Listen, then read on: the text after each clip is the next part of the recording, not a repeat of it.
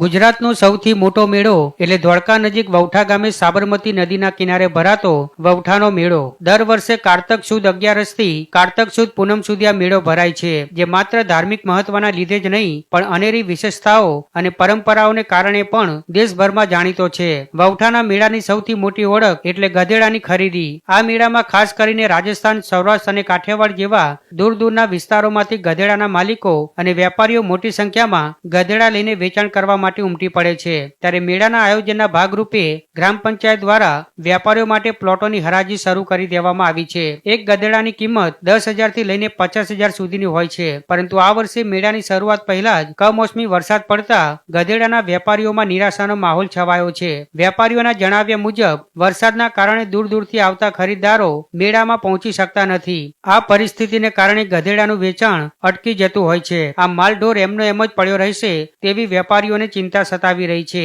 ત્યારે ઘણા વેપારીઓ તો પોતાના પશુઓ લઈને નિરાશ થઈને પાછા પણ જવા લાગ્યા હોવાના આથી વરસાદના વિઘ્ન વચ્ચે પણ વૌઠાના મેળાની પશુ વેપારની પૌરાણિક પરંપરા ચાલુ રહે તે માટે વેપારીઓ અને આયોજકો આશા રાખી રહ્યા છે.